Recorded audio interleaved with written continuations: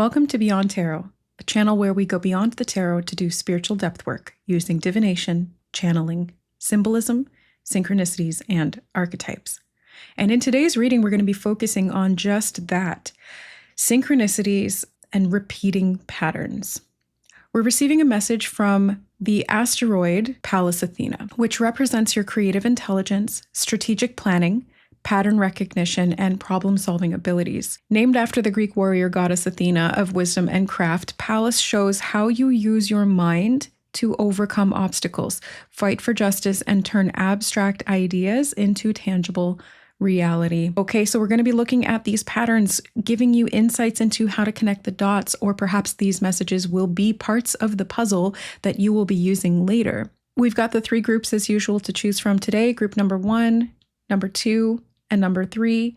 If you feel called to more than one, there could be multiple patterns that you're being called to put together today, maybe even synchronicities from group to group. I don't know what's going to come through yet. We will see.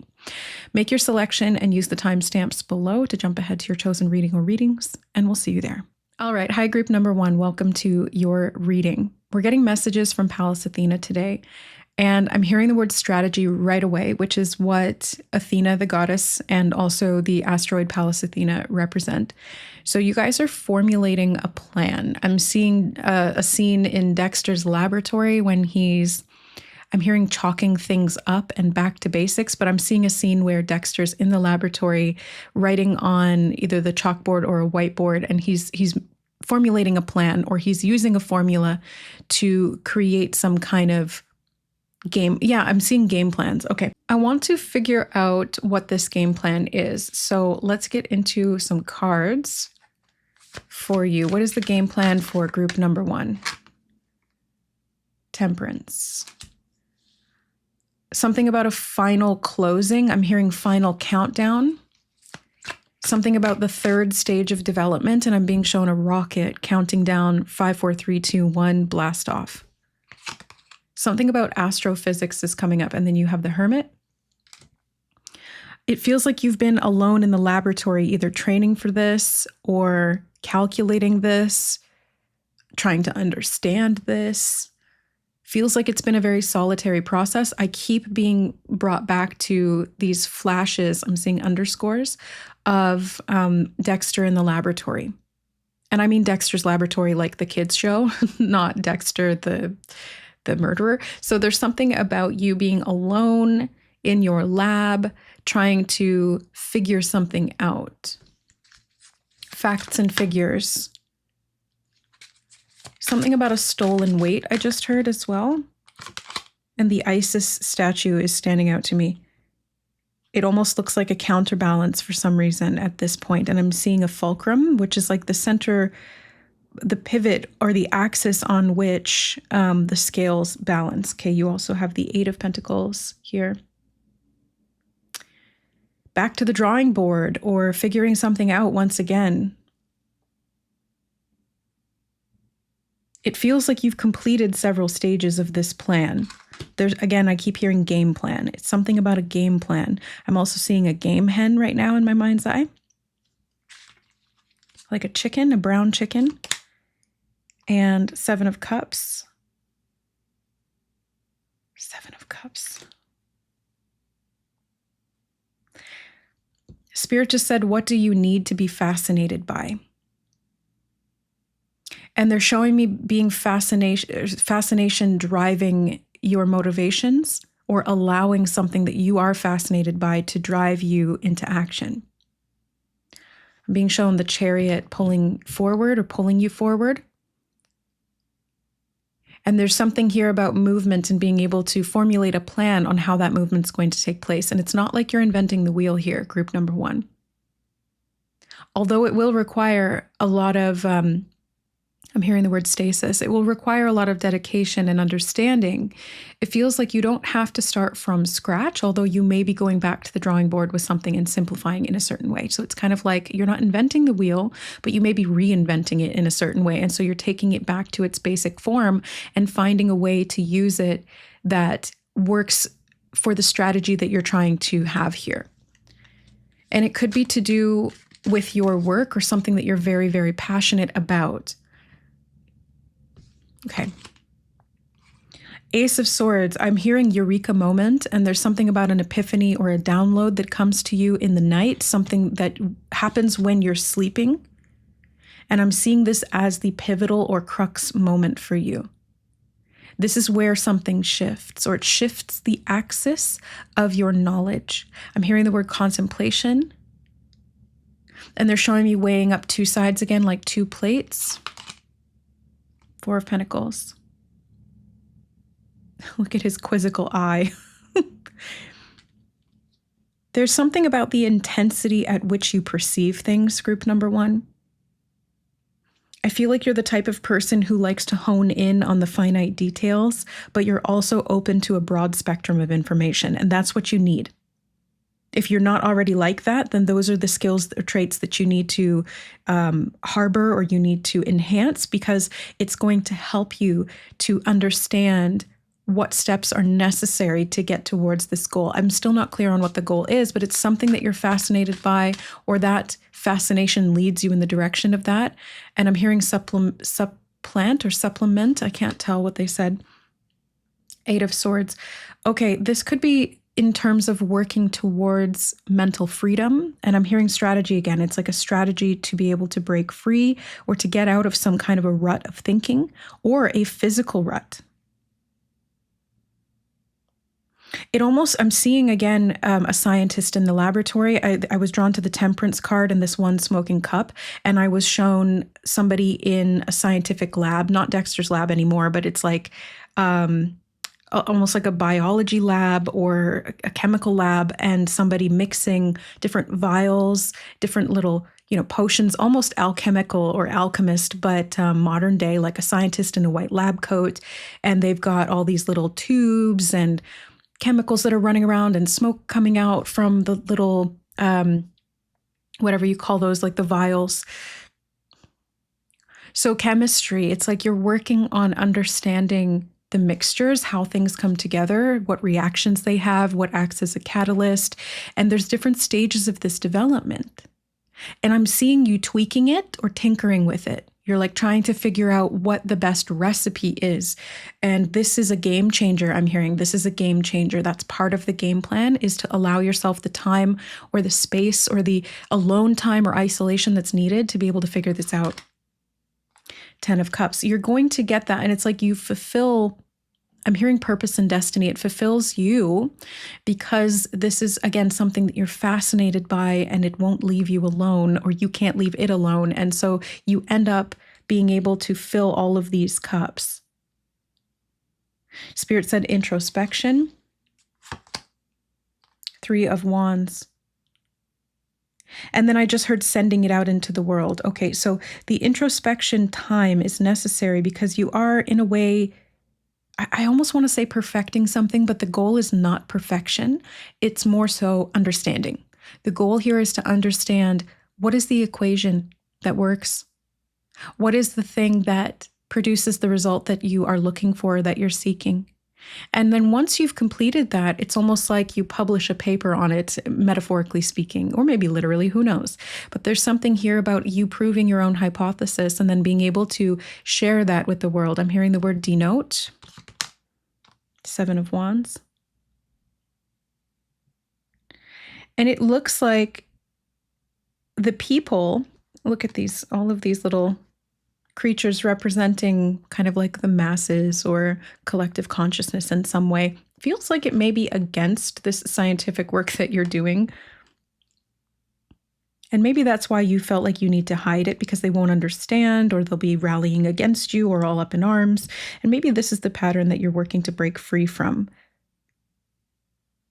Spirit just said having the inner guidance to proceed. And on the bottom, you have the Ace of Cups, 2 aces. 1 + 1 makes something else. It's like 2 cups poured together, or 2 elements mixed together to create something else, like a hydrogen atom and a carbon atom or something. Or it's like producing oxygen out of, what is it? 2 hydrogen, 1 oxygen.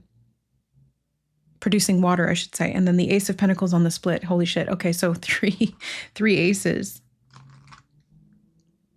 This has been a dream of yours, and it's like you're tinkering with the elements, or you're working in the sort of periodic table. We're looking at the basics, like what are the starting, founding, building blocks of things? How does this work? How does it all fit together?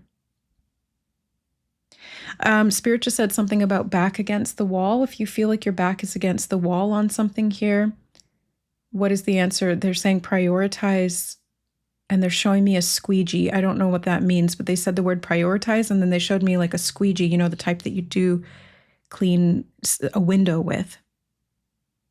Okay, but now they're showing me, okay, it's a scene from, I can't remember which movie, maybe A Beautiful Mind, where he's writing on the windows because he doesn't have a blackboard or a whiteboard, and he's just using this marker. I'm hearing indelible ink. What does indelible mean? I have my computer out here on the side just for this purpose to look up things that I'm not 100% sure on what they mean. The word indelible is an adjective that means impossible to erase, remove, or forget. It describes physical things like permanent ink or stains that will not wash out, as well as abstract things like strong memories or deep impacts that last forever. I'm being shown deep impact in a meteor leaving a crater. And then I did see at some point here, there was the Six of Cups, which does talk about memories from the past, something indelible. Okay, so you're working with your past, you're working with your childhood, you're working with your memories. Spirit just said states or state of significance. I'm not sure if they're talking about a location or if they're talking about like a state of consciousness that is significant to this. Okay, they answered me. They said theta state. They said the word nodules. Something about momentary lapses in the mind or momentary lapses of consciousness. They're showing me forgetting, and they're saying trial and error. This is what temperance is. This is what scientists do. This is what you're doing in the lab.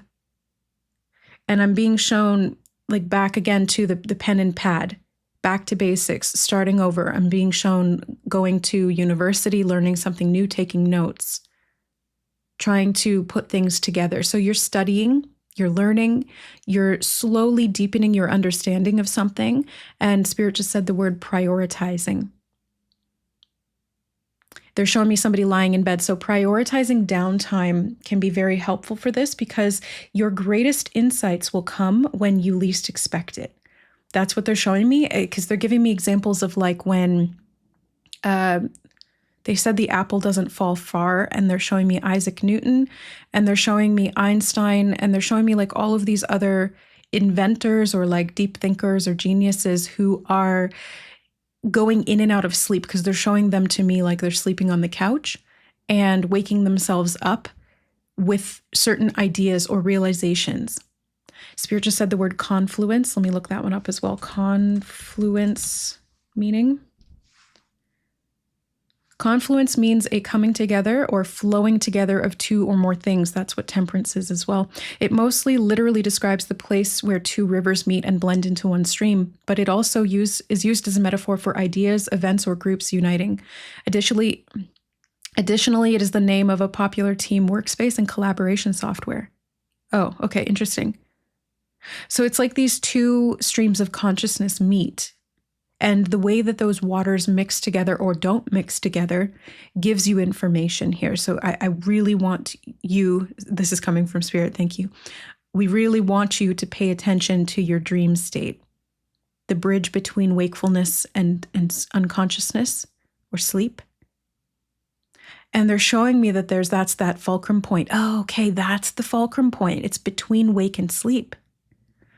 This is where they're saying deep state, and again, they're saying theta, and they want me to be specific about that. Theta state brainwaves meaning. Theta brainwaves are slow electrical pulses in the brain operating at a frequency of 4 to 8 hertz. They occur mostly during deep relaxation, light sleep, meditation, and the drifting state right before falling asleep. So it's like kind of in between wake and sleep or deep meditation, kind of like daydreaming as well. They link conscious thinking with the subconscious mind, and they're showing me that as an example of the two streams of consciousness that are mixing together. And then now I'm back in the lab and I'm seeing this person in the lab coat with their big protective goggles on, mixing these two vials, and I'm hearing of energy, and they're showing me something about protons and neutrons, and mixing those together to form this new substance. And now they're showing me Jimmy Neutron. I recognize him by like his big hair, but what was he about? What was his character? Let me see.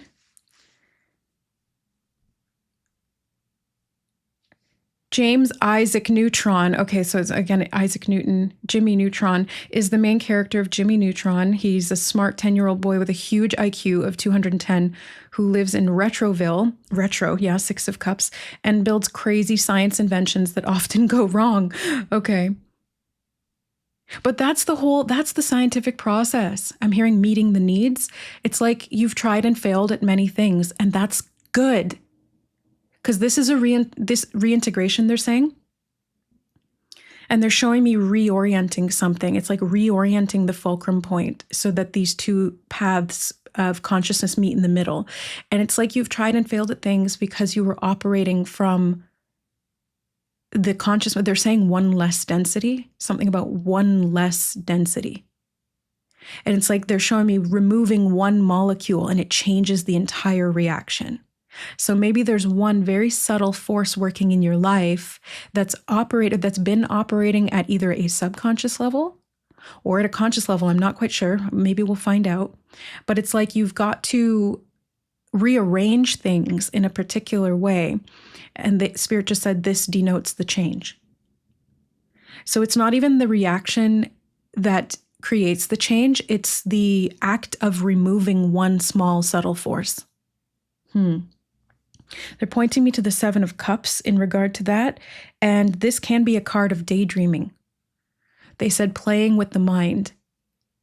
And they're showing me like Play-Doh in the mind and being able to change the shape of it, malleable, they're saying. And they're showing me references to neural plasticity, the neuroplastic brain. I actually have a book that was loaned to me by a friend.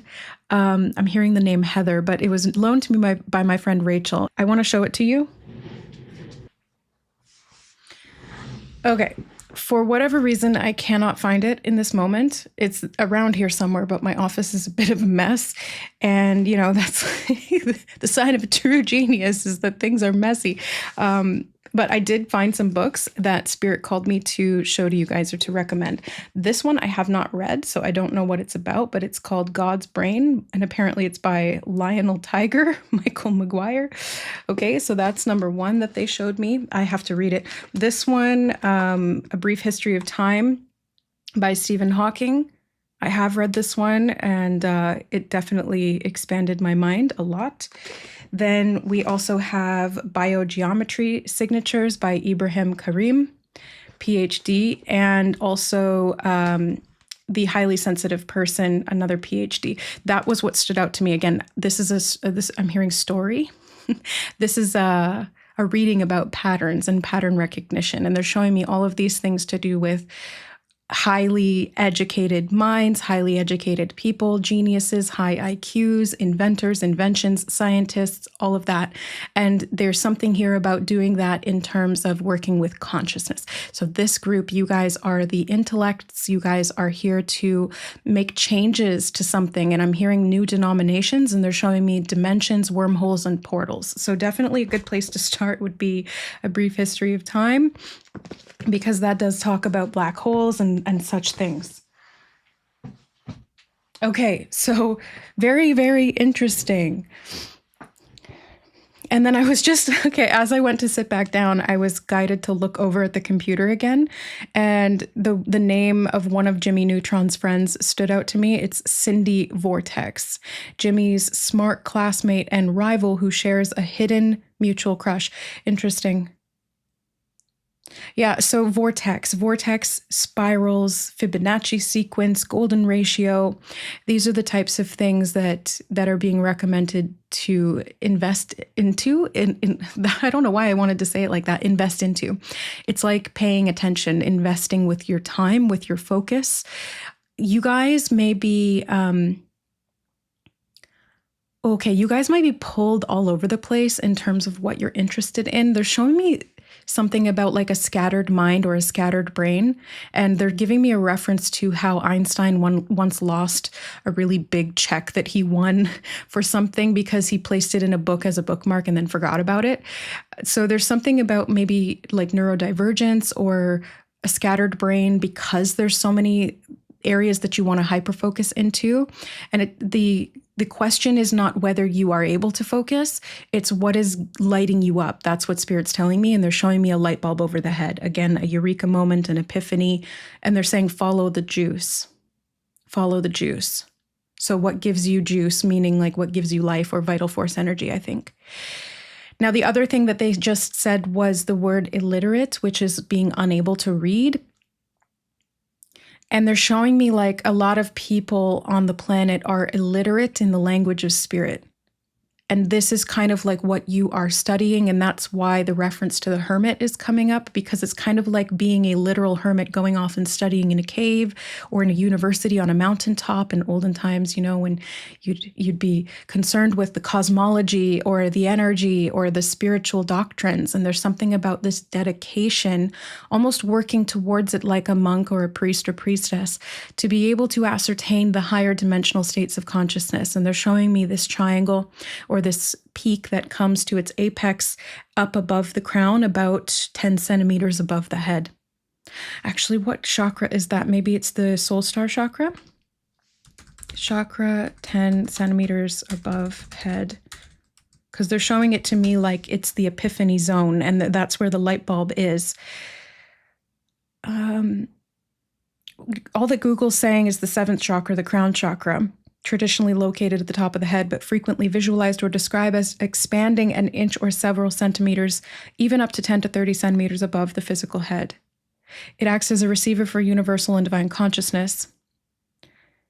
Yes, okay, and I'm being given an example in my mind of Nikola Tesla, and one of the quotes that he says, which is basically the whole universe has a repository of information, and all he has to do is align to that frequency, seek it out, match the frequency, and then act as a receiver.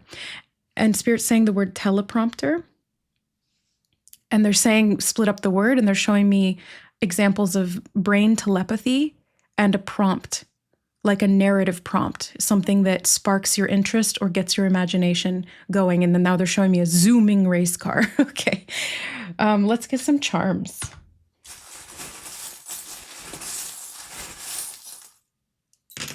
That's a lot. Made with love. They're showing me adding love to the mixture. It's like joy, love, fascination. They're saying the word contribution, and they're pointing me to the Queen of Swords. It's like it's made with love. You've mixed love into the equation. Or you need to add love to the equation because this is going to make it a higher consciousness or higher vibrational, or that's going to be the link, the access point or the portal, the vortex through which you receive these downloads. They're saying key figures. They're showing me, is that a movie? Hold on. Key figures. What is that?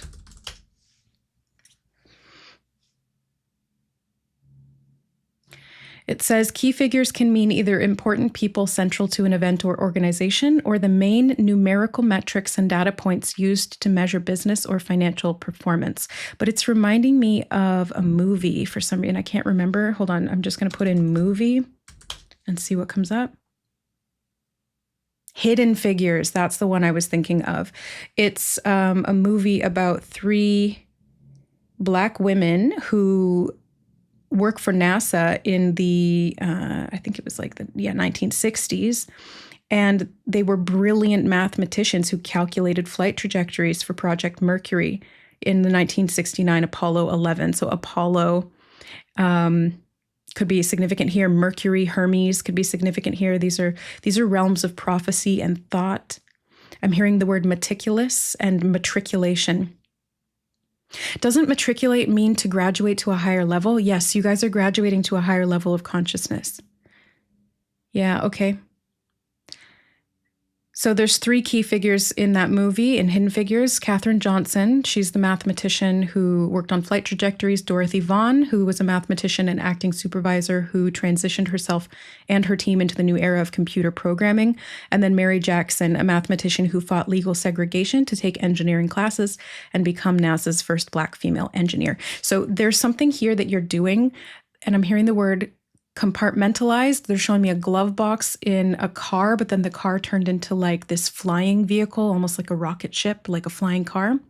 There's something that you've maybe hidden away, facts and figures from a new domain, they're saying, and they're showing it to me like it's part of your consciousness group. Maybe this is something connected to your oversoul or your higher self, or like cosmic wisdom that you are capable of tapping into, that you will need along the way because it's part of your path. It's part of your purpose. It's part of your destiny, group number one. That's being made very clear to me here. And I want to relay that to you as accurately and clearly as I possibly can. You may be a hidden figure at this moment, by the way, because I keep being shown the hermit in the cave, or this information being sequestered away just as you are pursuing it, because the information is hidden. You have to be hidden to find it or to retrieve it. But there's something about you going public with this, or making this an annotation in history, whether it's you who specifically does this, or it's like you create a cascade of some kind where this becomes open to the public in some way. Maybe it's just at a consciousness level, because there is again, I'm being brought back to the tipping point, the fulcrum. There is a tipping point of mass consciousness, like the 100th monkey effect, where things do spill over into the collective mind. And so something that you once had difficulty accessing, by pursuing it, by not giving up, and I'm hearing the word no leniency, because you were stringent or strict in your approach to gaining access to this information in a way that was wholly or spiritually aligned, this allows others in the larger group to begin to do so as well. And Spirit said it again, pivot point and a crux. They said crux of motion, so let me look that up as well. Crux of motion. What does this mean? The crux of motion means the most important, decisive, or hardest part of a formal proposal or physical movement. Depending on the context, such as a meeting, a legal debate, or rock climbing, it refers to the core point that decides success or failure. And they're showing me that you've actually used failure to your advantage, because if you fail at something 100 or 1,000 times, you're moving closer to the truth. You're moving closer to the success. So the more you fail, the closer you get to succeeding. That's very, very clear. And this is like clear mind, clear thinking. Okay, let's get back to charms. I got very distracted there, but that's okay, because this is all part of the process. I will. You will. You will. You will this into being. This could have to do with your literal will. Something about a number gap, Spirit just said, and they're showing me like gaps between number sequences, and I'm not a mathematician myself. I have dyscalculia, so I have a hard time with numbers and math. There's something about seeing clearly, and they're showing me this right here, like the spiral. They said egg of consciousness. They're showing me the pupil as the egg, and this as like the Fibonacci sequence. Something about the limbic brain, and they're bringing me back to neuroplasticity as well. The limbic part of the brain rules emotions. They're saying inner narrator, and they want me to put this on the 6 of Cups. Sorry, 7 of Cups. That's 7 of Cups. But misspoken is information as well, Freudian slips. Now, there's something about seeing things clearly through a brain or a mind that is adapted for that specific usage. And it's like you can change your neurochemistry or your neuroplasticity with your will. You've got the heart here. Do what you love. Yes, do what you love. Focus on that. They're also showing me a union of opposites or a merging of two sides together, like in the Temperance card, but they're saying something about will again. It's like willing it into being. And when it comes from the heart, this is what expands or multiplies things exponentially. Something about exponents or exponent numbers, prime numbers. prime numbers in the frequency. They said holder or held. They said helder, which is that's improper English, but they said helder of the. Nope, I can't go back to it now. That's weird. Something about a sacred flame, and they're showing me a Bunsen burner underneath acting as a catalyst for this chemical reaction. Okay, you have the star, the pentacle and the star, the pentagram. There's something here about geometry that's also coming up, sacred geometry. The lotus pattern. Actually, I was seeing this earlier and forgot to mention it because there's just been so much in this group that's been coming through. But I saw a video the other day of a guy who was playing with magnets and ferrofluid, I'm hearing. What is ferrofluid? But he was playing with magnets and it created this lotus or flower of life type pattern. And I'm just realizing the crown chakra is also called the Sahasrara, the 1,000-petaled lotus. Ferrofluid is a unique liquid that becomes strongly magnetized in the presence of a magnetic field. Oh, okay, yeah, because I was just talking about magnets. It is made by tiny nanoscale magnetic particles, such as magnetite, suspended in a liquid carrier like oil or water, and coated with a surfactant to prevent clumping. When a magnet is near, it forms striking 3D spikes. And the composition that spirits something about being dragged down to something, like a magnet.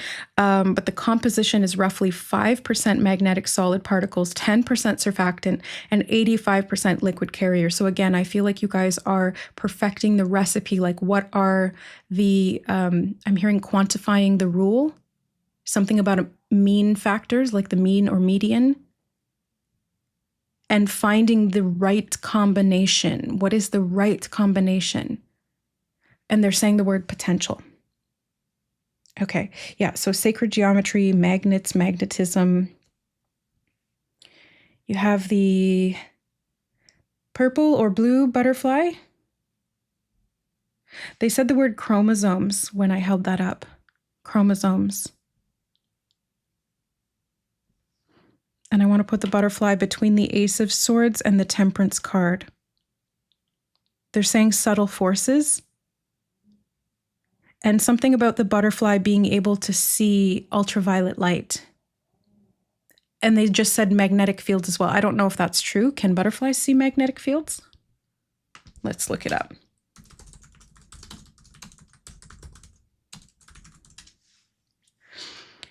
Yes, some butterflies, specifically migratory species like the monarch, can sense the Earth's magnetic field. They do not literally see a visible picture of the field with their eyes, but rather use a light-dependent magnetic compass in their antennae powered by ultraviolet light. Holy shit. Yes, that's what it is. And it's like you have this ability to see. Their third eye chakra, they said. Okay, thank you.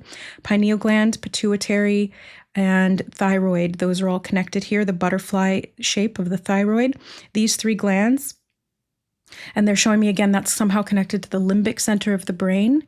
And they're saying the word neuroplasticity, and there's something about an enhancement taking place there to assist you in grasping these higher synchronic is the word they used. I was going to say synchronistic, but synchronic patterns. Okay, good. Now you also have the mermaid. Okay, well, when they said synchronic, I was seeing somebody sinking into water. Now I'm being shown quicksand, and they're saying the word dissolve. They're saying barriers, dissolving the barriers. To what? I want to put this on the Four of Pentacles. Something that was very heavy or weighing you down. Maybe it was lowering your frequency and making you, I'm hearing dependable and dependent. Maybe it made you dependent on it. Spirit said, rise to grace, and they're showing me rising from the flames. Getting out of the sinkhole. They said it again. Okay, getting out of the sinkhole. Use your fins. And they're saying the word maturation. Mature spirit. They're saying the spirit molecule, something about DMT, dimethyltryptamine. And you have the flamingo. Is this black? I'm colorblind, so I have a hard time seeing the colors. I'm not like fully colorblind. I have protanopia, but yeah, there's something about this flamingo that feels like you've been walking on the knife's edge or trying to figure this out for a long time, and it's been difficult, and it's like you've slid off and you've had a hard time doing this, but you've also been very patient about this. Something about patient zero I just heard, and like finding the cure, and this feels like an allegory for something. Allegory, Algor, Algol. Okay, because yeah, Algol could be significant too. Like you're finding the solution to something that you've had to bleed for in some way. If you're not familiar with Algol, I'd recommend that as a starting point as well. And then you have the happy cloud, and they're saying daydreaming again.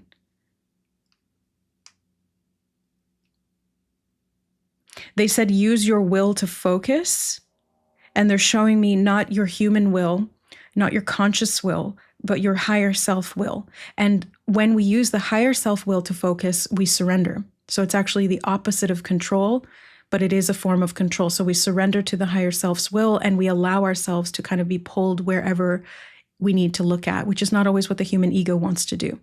The ego wants to step by step, 1, 2, 3, plan it out methodically. That rhymed. Step by step, 1, 2, 3, plan it out methodically. But the higher selves, yes, okay, so there's multiple working here together. They're showing me like an oversoul group again. They need you to surrender in the sense that you put your practical knowledge into use in a way that maybe doesn't make sense in the moment. And they're saying something about periodic retrainment, and they're showing me again the periodic table of elements. And it's like you're being periodically retrained on these base substructures, and they're telling me the word subculture, and they're showing me like cultures in a lab that you would put under a microscope. You look at the different bacteria, you look at the different, they're saying mycelium. What is mycelium? Mycelium meaning? Oh, that's mushrooms, right. Mycelium is the hidden root-like part of a fungus. It is made of tiny branching threads called hyphae. I don't know if I'm saying that right. This web grows underground or inside a material. It finds foods, breaks down dead matter, and can eventually grow mushrooms. And they're showing me the mycelium network in conjunction. It's 11:11 a.m. on the computer. They're showing me the mycelium network somehow like bridging the gap in consciousness in regard to, they're saying dimethyltryptamine again, in regard to mental brain rewiring and neuroplasticity. And they're saying grounding. There's something about an anchor point, and they're showing me again that triangle underneath the weighted thing here, which is like that fulcrum point. Okay. There's something about that. It tips the scales. Or it helps you to break free from a limited consciousness pattern that you were trapped in. It was like quicksand. 8 of Swords. Okay. They're saying something about pure bliss of the Sahasrara, so the crown chakra fully advanced, they're saying, and they're showing it to me fully opened and bloomed, like the 7 sacred symbols, they're saying, and they're saying something about seals and opening the seals, the chakra system, the rainbow body. And they're saying unification of mind and body, higher awareness, higher cognition, higher potential. Usage breaks the bonds of time and allows you to begin to climb. They're showing me climbing the mountain, and they're singing the Miley Cyrus song, It's the Climb. Okay, so be prepared for this journey. You got your lab boots, work boots, hiking boots on. You're ready to go. Anything else you want to say to group number 1, Spirit? Yeah, the root, the boots, roots, boots, bootstraps, grassroots. This helps you to grow up, to mature in consciousness and in frequency, to elevate. Yes, I think that's it. Oh, wait, one more thing. They said something about an elevator and the Akashic field or Akashic records. Universal consciousness. Tapping into that will give you great insights that will help you to break down or dissolve barriers in the mind that once limited the state of consciousness frequency you were capable of attaining. Okay, that was a lot. Thank you. All in one breath. That's when you know I'm channeling, when I like don't stop to breathe. Okay. I think that's it, group number 1. That is the message from Pallas Athena. And what a complex system or network you are working with here. My God, you're intelligent. So take it one step at a time. It's all coming to you in stride, and it will make sense eventually. And Spirit's letting me know that with great pride, you are overcoming obstacles and barriers. Okay, many blessings to you guys in group number 1 for your greatest and highest good and the greatest and highest good of all. May you see your hypothesis come to fruition in service to humanity and the greater soul construct. Much love, and we'll see you in the next message. Bye. All right, hi, group number 2. Welcome to your reading. You chose this card from the Everyday Witch Tarot, and we're receiving a message from Pallas Athena. So this is all about pattern recognition, and I'm being shown right away setting your sights higher and seeing something from a higher vantage point. It's like looking down from a mountain at the earth and seeing all of the people on it looking like ants, or standing on top of a literal anthill and looking down and seeing all the little ants. There's something about, they said subcortical regions. Thank you. I don't know what that means, but it's like the brainstem, I think. Actually, let's look it up, because we've been doing that in these readings. This is helpful when we're working with Pallas Athena, to look things up, to research, to do your homework kind of thing. Subcortical meaning. Subcortical means located or occurring beneath the cerebral cortex, the outer layer of the brain. It refers to the deep brain structures that sit under the surface layer, helping manage core bodily functions, movement, and emotions. So key subcortical structures are the thalamus, hypothalamus, basal ganglia, hippocampus, and amygdala. A lot of this has to do with, motor control, sensory cues from the body, and processing emotions or threat detection. So there's a lot here that you guys are looking at. Maybe you're zooming out and seeing all of these bodily processes from a higher vantage point, like looking at your life from a third eye view lens is actually what I'm hearing. And they're showing me zooming out to the witness consciousness, or being a neutral observer of something, so that you can witness and understand the patterns, not from a perspective of detachment necessarily, but it's still connected. You're still observing, but the awareness is not tied or entangled in the experience. Let's put it that way. It's very Queen of Swords energy. All right, where's that deck? Here it is. Those scrolls of wisdom in the card are standing out to me, that are sitting behind her as well, the scrolls. And the red seal on those scrolls. The crystal throne that she's sitting on is also standing out to me. Crystal palace, crystal throne. You've got the 9 of Pentacles.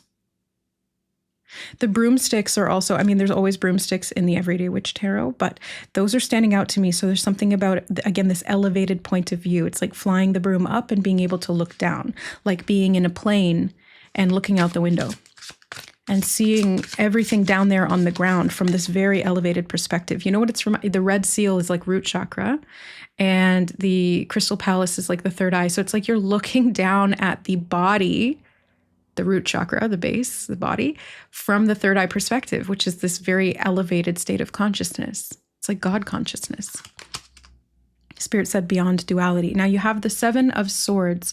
I almost wanted to call it 7 of Pentacles. So there could be something that you've been waiting on. They're saying disease in the tree. Okay, thank you. There could be something that you're waiting on that has not made sense to you because partial information has been removed, or you've only been seeing one side of the story, or again, you've been too attached to or consumed in the experience. They also said astrolabe, and they're pointing me to this thing up here. I don't know if that actually is an astrolabe. This here is reminding me of the 2 of Swords, and they're saying something about faction points.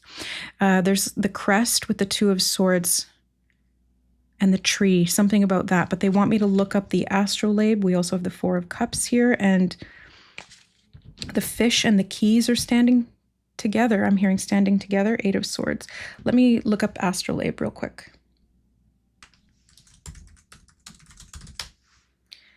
An astrolabe is an ancient handheld scientific instrument that acts as a portable model of the universe. Its name comes from Greek words meaning star taker. I almost read that as Star Trek. For centuries, astronomers, sailors, and scholars used it to measure the height of stars and the sun, tell time, find geographic latitude, and solve basic math problems. It's interesting because I don't know where I found, but I have one of those somewhere. And I never understood what it was. I've had it almost my whole life. I think I found it in my mom's jewelry cabinet when I was a kid, and she let me keep it. And I don't know where she got it from either. So there could be something about ancient Greece, the Golden Age, calculations, astrology, because we're looking at Pallas Athena, which is an asteroid, and understanding using astrology to navigate a situation from a higher vantage point. It's like looking at your life from the perspective of the stars, or from up amongst the stars themselves. Again, there's this elevation into that position so that you have this bird's eye view, bird's eye perspective. Even the cat here up on the shelf, you know, cats like to do that. And I did feel guided to use all decks that have cats in the main imagery, if you notice that. So it's like being up above something and being able to look down. It's like perched in the tree. Okay, but they're bringing me back to that message about the tree and the ill health. They said the word squelch, and they're showing me squelchy boots in mud, like rubber rain boots, squelching in kind of deep mud. And there's like this suction effect, you know, like you try to pull your foot out and it's kind of pulls you back down a little bit. And then they just said the word reverse osmosis. Reverse osmosis. Okay, so yeah, I'll take that 8 of Swords because it was on the bottom and then I was not paying attention and she came back out again. And the Tower. Okay. Yeah, so the tree needs to come down. There's something about the fallen tree, felling the tree or climbing the tree. Something about the root chakra or the root organism that needs to be repaired so that the tree is stable and strong so that you can reach those upper branches. They're showing me it like the God tree or the Sephiroth or the world tree. Okay, you have the 2 of Pentacles. If you were drawn to group number 1 or you came from group number 1, there's some synchronicities that are repeating here. First of all, they had the 8 of Swords, and now I'm seeing this teeter-totter, and we were talking about fulcrum points. Okay. If you're not from there or you don't want to go there, that's fine too. There's something here about getting to the tippy top of something, and I'm hearing the word messenger, and they're showing me somebody who is a messenger delivering a letter to the very top of the mountain, and they're showing me the letter in an envelope that is sealed with that red, what do you call that? The seal, the wax seal. But it also reminded me like the word letter can also apply to words, the building blocks of words, and they're showing me something to do with Greek letters, ancient wisdom, and astrology. They're saying the word mythos and something about the mythical spirit. Ooh, death. What cords are being cut here, or what's hanging in the balance? What's about to crumble? They said something about prosperity needs, and they're showing me the ferns in the background here. Something about difficulty achieving the right set and setting for prosperity to occur, or for this elevated perspective. Okay, thank you. They're showing me that if you operate from lower vibrational, but that's not the right context for what they're showing. It is, but they're showing me like if you operate at a bodily survival mechanism mode, if your amygdala is constantly overfiring or it's hardwired for that fear response and you're constantly in fight, flight, freeze, or fawn, then you are incapable at that level of seeking or focusing on achieving higher states of consciousness. You could still want that, but it's not that they did say the word incapable, so I have to relay that. But in my perspective, I would say it's not impossible, but it's a lot more difficult to get to that expanded state of being when you're in fight or flight response, when you're in distress or you're in survival. Sometimes, on the other hand, though, it can spur that into action, like an out-of-body experience. Oops, I didn't realize these were out of frame. Out of body, out of frame, out of the body. Yes, okay. And this can help you to gain a higher perspective, but at the same time, if you're not grounded in the body, it's really difficult to access these higher domains or these higher perspectives. In ancient times, people sought to expand their consciousness and elevate beyond the body because they were already grounded and anchored in their daily life. In our modern age, it's the opposite. We are so disconnected from our bodies because we're constantly focusing on technology or higher ideals or things like that, that we actually need to do the opposite to achieve spiritual enlightenment. We have to get back into the body. We have to ground properly to be able to access that higher state of awareness. And there's something here that hangs in the balance. Ooh, the Four of Pentacles. What feels like it has been a prison sentence for you? Number 4, 44, the open door. Something about barring the door. Where do you feel like your access to higher consciousness has been prohibited? Something about Uma Thurman is coming through. They're showing me a thermos, keeping soup warm. Something about Bill and Ted's Excellent Adventure is coming through as well, like using the phone booth to be able to move through time or back in time to understand the historical significance of something. And something about Napoleon Dynamite, and then it became the word Napoleon Bonaparte in my mind. The bones. Ace of Swords. They're saying something about clear signals and clear electrical downloads. And they're showing me, who was it? Was it Thomas Edison they're saying something about Bill Gates and Bill Murray. Keep your eye on the pattern. They're saying, keep your eye on the pattern, keep your eye on the ball. Something about the pupil and dilation of the pupil. But who was it who flew the kite with the key on it? Yes, the keys hanging on the wall, the keys.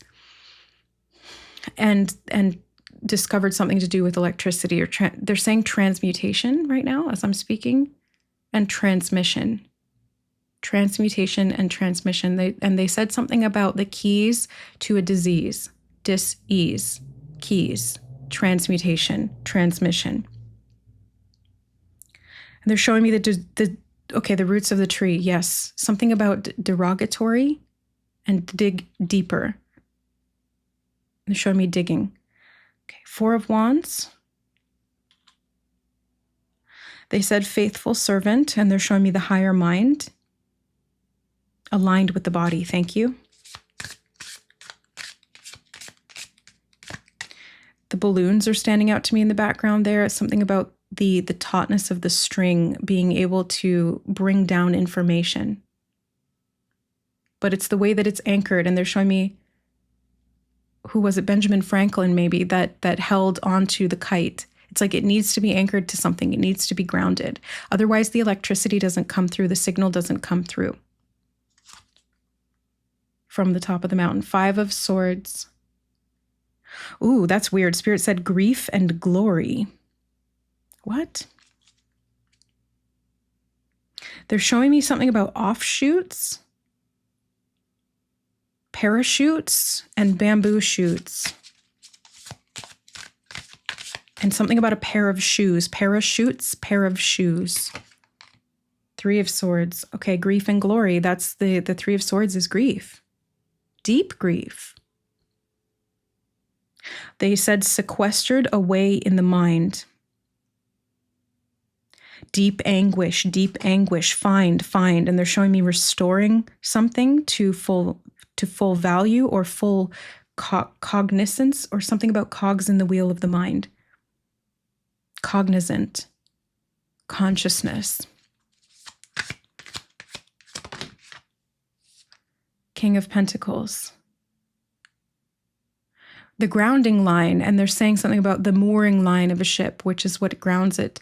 Yes, so you guys need a grounding line, a through line for the body and the mind, or this higher consciousness aspect of the soul, to ground. Yeah, they're saying something about the outer limits and again, outer body, but they said outer body, not out of body. Outer body, the outer body. What is that? Oh, Queen of Pentacles, King and Queen of Pentacles, and Queen of Cups. To ground in the physical is going to allow these, yeah, they're saying information and they're showing me the body as a conduit.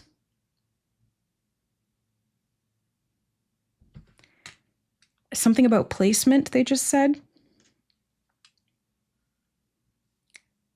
And they're saying Ring of Orbs, and they're bringing me back to the astrolabe. Okay, the Ring of Orbs. Something about settling the score.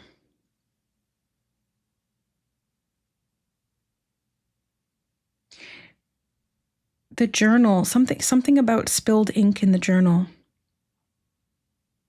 And this feels increasingly more fragmented as I go along, group number 2. It feels like there's bits and pieces, and you're having a hard time putting them together because there's things that are in the way. And it's kind of like trying to get through a maze from bottom up, like you're feeling your way through it, but you keep hitting stumbling blocks or coming up against dead ends or brick walls and barriers. Whereas if you were to look at the maze from top down, again, from the bird's eye view, you would see the way through it quite clearly. And then you could send that transmission, that signal, that message to yourself in the maze. So you have to elevate yourself up above the maze, but to do that, they're showing me antelopes grazing in a meadow in a field right now, but you have to get grounded again. Something about hooved animals. And then they said the word bicuspids, which I think has to do with teeth. Hold on, what is bicuspids meaning? The word bicuspid means having 2 cusps or points. It is most commonly used in dentistry to describe a premolar tooth located between the canine and molar teeth, or in medicine to describe heart valves that have 2 flaps instead of 3. Okay. A human tooth with a crown ending in 2 distinct points or cusps. In a location context, it's positioned directly between, the canine and the cuspid teeth and the back molars. They're showing me, again, the antelopes grazing on the grass, and they're chewing it with their back teeth, like cows do. Something about grinding something down.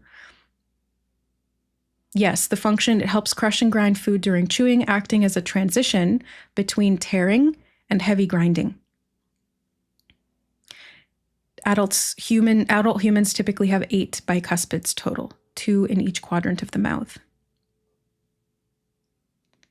Okay, now they're showing me these hooved creatures again, like antelopes, but there's something about, like there's a word for hooved animals specifically, and they're not giving it to me, but they're reminding me of it. So it's weird because they're not giving me the word, so I can't look it up because I can't remember what it is, but they're alluding to it. Illusion. There's something here that it's like you have not been able to quite put your finger on it, or they said stop and stare at it. And they're saying something about fixed perspective versus forced perspective. Forced perspective is like when they're saying the word juxtaposition, but it's like in a photograph when it looks like somebody's holding up the Hollywood sign, but it's forced perspective. It's because they've put it in the right angle and there's enough distance behind it that it looks like it's the same size. Okay. And there's something about illusion and allusion to the truth and finding your way through the labyrinthian maze with this higher cognizance. Cognizance, they keep saying. Let me look that up as well, because I know what it means, but they're using it in like a dual format. Cognizance is a formal noun that means knowledge, awareness, or notice of something. Okay, that's what I was missing. That's why they had me look it up, because they showed me stopping and staring at something, noticing something. It is most commonly used in the phrase to take cognizance of, meaning to officially or attentively notice, observe, or consider something. And I forgot that that's the whole start of the message that they showed us, was like zooming out and being a neutral observer. to stop and have cognizance, to take cognizance of. So in the awareness or knowledge, it's having information or being conscious of a fact or situation. The scope, it says the range of limit of what someone can perceive or understand. And historically, in heraldry, it's a badge or device worn to identify a noble person's servants or property. Interesting. It feels like this is expanding on the limit of what you can perceive and understand by anchoring into the body. They're saying good health, and they're showing me wealth, and they're showing me the Nine of Pentacles, like good health and wealth, and this unlocks the wealth of the soul. So physical health, it's not meant to act as a barrier to soul consciousness, but it can become one if left unattended to. Thank you. That was just straight channel. If left unattended to. And they're showing me attendants like servants, butlers, working for a nobi. Something about a nobi, a noble. And now they're showing me Obi-Wan Kenobi. These are not the droids you're looking for. Okay, there's something about the illusion and mastering the mind so that you are not hallucinating in the delusion and separating the mind from they're saying ego structure, separating the mind from the ego structure. And somehow this is connected to hardwiring in the template of the body field. They're showing me like this neurochemistry, neurochemical balance, and all of these like grid lines in the body. And they look, it's maybe like the neuro circuitry, I was going to say, but no, it's like, what is that called? The central nervous system, CNS. And they're showing me CNN and like being put on high alert or being triggered into fear constantly, and how this aggravates, and they're saying bifocals, shifting your focus and having dual awareness at once, being able to zoom out and not become trapped in the machine. And they're showing me again cogs in the machine in like turning the fear wheels, or something about a fake facade. They're showing me a mask. Seven of Swords, the mask, the ego. Right. Okay, let's get charms. Cognizance. Be cognizant of the ego. Be cognizant. Oh, look at this. They're saying fanged ones, and they're showing me like vampires or energy sucking things that drain you. It's like loosh harvesting with fear. But look, you have these two representations of the fin, the whale tail, and they said to scale. They're showing me visually, I guess it's like a humpback whale or a blue whale, maybe a sperm whale. I don't know. I can't tell the difference, but it's a big whale swimming through the ocean, and this mermaid swimming underneath it. And they're showing me like the difference between the scale, and they're showing me the size of the aortic valve in the heart of the whale. And it's big enough for this mermaid to swim right through it. Okay, so they're showing me opening up the caverns in the heart, and they're showing me something about the cavernous nature of the heart and where it's been echoed hollowly. What? Something about holly leaf, they're saying. Oh yeah, Hollywood. Something about a sacred rite of passage. I want to put the whale tail on the Queen of Swords, and they're saying fish hook versus the anchor. They're different, they're separate, but you may be experiencing both at once. And the mermaid here on the Eight of Swords, they said trapped in fear. Okay. The siren's call of fear. Thank you, Spirit. Okay, they just said that, and they put it into perspective for me right away. The siren's call of fear. Do not submit. Do not submit your consciousness. Your higher will take the wheel instead, they said.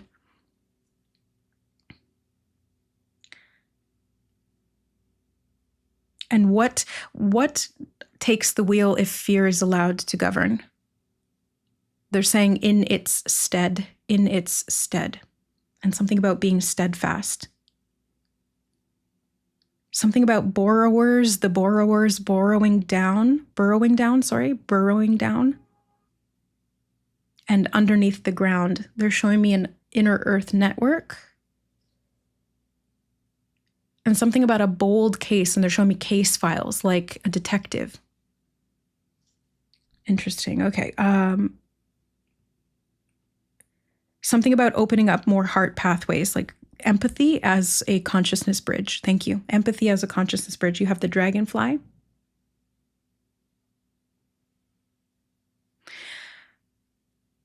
They're showing me the dragonfly flying around and changing direction really quickly and being able to hunt for information very, very fast and to acquire it with a high ratio of success. But they're also showing it to me as like an apex predator, because I'm pretty sure that the dragonfly's kill rate is really high. But it's also morphing into this, again, higher vantage point. The dragon flies up above in the skies, looking down at the disguise. That's what they just said. Thank you. Something about your appetite. They're showing me an empty plate. And then there's one apple on the plate. A red apple.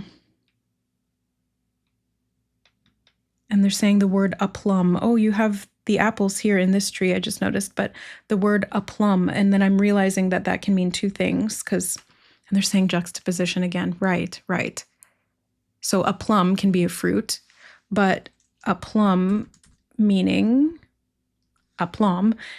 is a noun that means having total self-confidence, poise, and cool calmness, especially when you are in a tough or stressful situation. When you do something with aplomb, you handle it smoothly and without panic. The French roots of the word come from aplomb, which means according to a plumb line, straight up and down or perfectly vertical. In regard to physical balance, it originally described a physical sense of balance or standing steady and upright. Right, that's that. With aplomb, she's standing perfectly balanced. Okay, I gotcha. So, and it's through the heart that you do this. It's through this expanded consciousness that the heart gives you access to that portal. And they're saying the words new definition. New definition. And something about opinions no longer affecting you, something about bypassing other people's opinions, and that is the new direction you're meant to face or focus on. Okay, thank you. Whew, boy, there's a lot in this group. You have the moon and the star, and I want to put this on the Four of Cups, and I'm hearing something about destination, the star, north parallel. They're saying the word communication, and they're showing me a rising star above the mountaintop. And something about deepening your connection. Polaris could be significant, the North Star, the literal North Star, or a different star that acts as your metaphorical North Star in your life.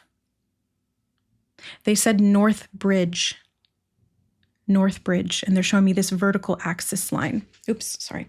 Okay, let's see. You've got the honeycomb. Spirit said a designated structure, and they're showing it to me like this octagonal wheel that when compressed bears fruit in some way. It's the honey, the pollinators, the fruit, the flowers. There's something about that as well. Okay, thank you. They said the sweet nectar of life. And they're saying bear in mind. And they're showing me something to do with a bunch of different animals that just passed by really quickly. It's like shape-shifting animals. And the animals can represent they're saying, okay, thank you. Yes. I see. So the subcortical structure, the brain stem, is like our animal mechanisms because it rules the body and the emotions and fight or flight. And so there's something about elevating into the frontal lobe and even expanding higher than that to access these higher dimensions or domains of thought. And this is really just like an awareness split that occurs because you stop looking at everything through the subjective egoic lens from the experience of what the body is having, and you are able to observe that. You don't disconnect from it, but you observe it rationally from this higher level. It's like, it's not even like human rationality. It's logic that comes from the divine. Okay, yes, good. And what is this? Oh, whoa, did you see that? The heart on the chest, and it was two of them, and they were stuck together. And you have the counterparts here, the Queen and King of Pentacles.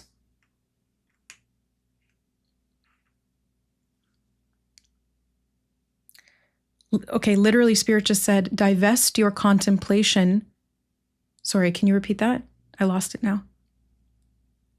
Divest your energy from contemplation of another. And something about refocusing on yourself. your heart, but this heals the bond. And then you have the cat. And I mentioned that I used the cat decks, or the decks that have cats, for all of these readings. So that's very significant here. And I want to put that on Ace of Swords, and it feels like it's like this feline insight of wanting to go higher, to perceive things. And that creates safety too, by the way. So there's something about getting safe by being higher up. Something about the bees, north node, and the bees. And recapping the tower so that the tower is not felled in this way. Okay. The Tower of the Body, and something about the Tower of Babel.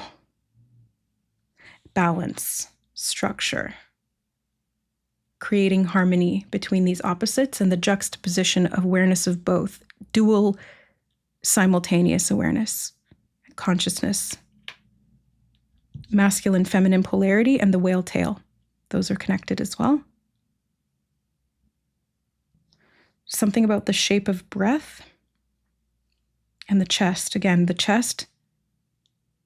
What shape would air take? Probably a spiral, right? A vortex. And they're showing me like spin or push of the waves or water off of the whale's tail. So as it moves like this, it creates like a vortex or a spin.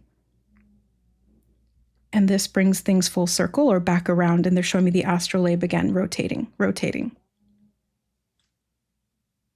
They're showing me the shape of the apple like a toroid, the toroidal field.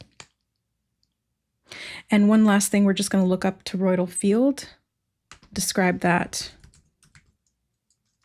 And the word toroidal always reminds me of Taurus, and you have these two earth sign cards here, which do represent the sign of Taurus. But yeah, a toroidal field is a donut-shaped magnetic or energy field that loops continuously around a central axis. In physics, it is vital for confining hot plasma in fusion devices like tokamaks. I have no idea what that is. An alternative or metaphysical context, it is describing bioelectromagnetic fields radiating from the human heart or planet. Okay, yes. So getting grounded to the heart of the planet, the core of the earth, and this is also connected through your physical human heart in the body. Okay, that is the message, group number 2. I hope this was helpful. Take what resonates, leave the rest. Check out the other groups if you feel so called, and we'll see you in the next one. Bye. All right, hi, group number 3. Welcome to your reading. You guys chose this particular Queen of Swords, and we're receiving messages from Pallas Athena, an asteroid concerning strategy and I'm hearing parallel themes and something about distinct but distant realities. All right, sorry, I could not even complete that sentence. We're just going to get right into things. So where you are is not where you have been. That's what Spirit just said. This dimension is different. And they're showing me all that you have seen and something about themes of what you know based on where you've been are not necessarily congruent to where you are destined to be, also where you're going, because it's like those two are not necessarily the same thing. They're showing me it's like you can go somewhere which is not necessarily where you're destined to be, but it's on the way. It's like it's on the way there. Okay, so we're going to be using tarot and charms today, and we're also going to be looking things up. I've got Google queued up and ready to go, because this is how we can research deeper into the meanings and put things together, which is what Pallas Athena really allows us to do. I'm hearing shining star. You have the Wheel of Fortune. And then they just showed me something. They said, oh, the places you'll go. And then they showed me a Dr. Seuss book. And I think that that's the same thing. I think that there is a Dr. Seuss book that's titled, Oh, the Places You'll Go, or something along those lines. So there's a lot to do with movement and travel here in this group. I also just heard making ends meet, and then they showed me this. It was like these two things like meeting like that. And now I'm seeing them like electrodes. All of a sudden, it's like two electrodes that are, and there's this arcing of electricity or energy between the two. 4 of Wands. Curiosity. This feels like it propels you forward. Curiosity does not kill the cat in this group. Curiosity, in fact... Oh, no, they're saying... Maybe it does, because they said curiosity makes something go extinct. What is that goes extinct? They said the worldly wound, the worldly womb. They said both, and it was kind of like overlapping the way that they said it to me, because the way that Spirit speaks to me is not linear. That's the way I translate it to you, but it's not. It's like things can come through all at once, and then I have to kind of pick it apart and try to understand it. Knight of Wands. They said maker's mark and something about magistrates or magicians. Magicians. They're saying the worldly way, and they're showing me this cartwheeling through time. 8 of Cups. They said without measured resistance.